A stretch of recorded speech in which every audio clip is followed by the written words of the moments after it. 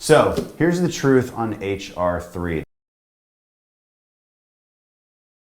Okay, one last talking point from the Democrats, if you're not convinced yet, is the NIH, okay, the National Institute of Health.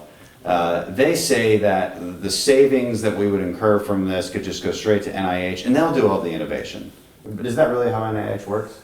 It's not. And look, Fred Upton and me and Diana DeGette, Republicans, Democrats passed something called 21st Century Cures years ago. And Republicans, going back to Newt Gingrich, doubled the investment at NIH, but they do basic research. They're brilliant. They're really amazing scientists. Right. That money flows out into our universities. It's really important. But it's a big step between that sort of basic research and then somebody taking that and going through the trials and developing the drug and all that. So it doesn't replace what happens. Right. They're creating a base of science, and then everybody, everybody can feed upon it. So there's a good ecosystem right now.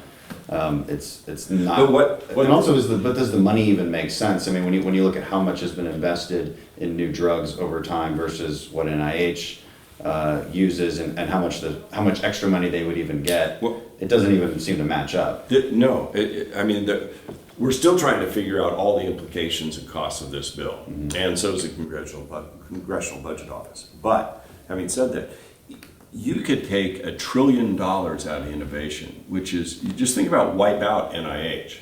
In effect, that's what happens potentially under this bill. Right. It's the equivalent of just NIH is gone. Which would not be good. In the innovation space. Yeah. And that's just sort of the estimates around the impact on government revenues and all. And so if you extend this out, and they haven't yet, into beyond Medicare to Medicaid and to the private sector, it's going to be a much bigger number.